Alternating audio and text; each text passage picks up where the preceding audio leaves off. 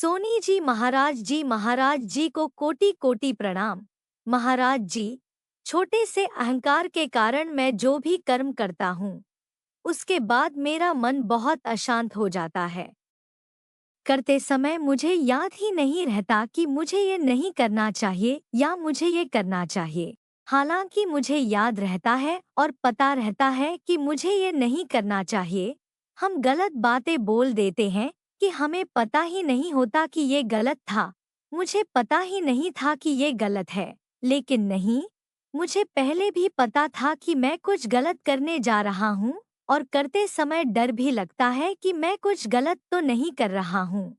लेकिन सुख के प्रति प्रेम के कारण, उसमें सुख के कारण हम सही निर्णय नहीं ले पाते हैं, और जब हम उसका आनंद लेते हैं तो बाद में ईर्ष्या होती है कि तुमने क्यों किया, मुझे पता था ये गलत है, तुमने क्यों किया, तुमने क्यों किया, आज से नहीं करूँगा।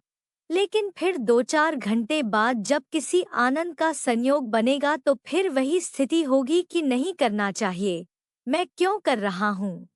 और तब भी वो कब तक करेगा, जब तक कि उसके अंदर जो आनंद बुद्धि है वास्तव में वो नष्ट नहीं हो जाएगी।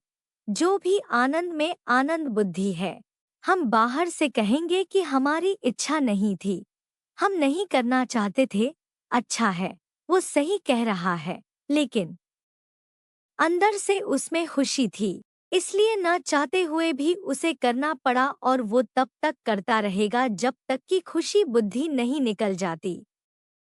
उदाहरण के लिए बामन समझता है, बामन कोई तुम्हें कैसे खिला सकता है, तुम इसे खा नहीं सकते क्योंकि तुम्हारे पास खुशी बुद्धि नहीं है, तुम्हारे पास द्वेष बुद्धि है। उससे आगे न तुम इसे खा सकते हो और न कोई तुम्हें खिला सकता है।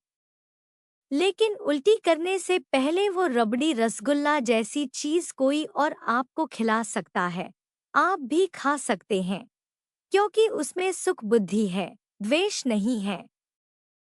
और अगर आप उसे खा लेते हैं और फिर आप उसे नहीं खा सकते क्योंकि द्वेष बुद्धि है। इसी तरह हम बाहर से जानते हैं कि ये गलत है, लेकिन अंदर से आपको भोग से सुख मिलेगा।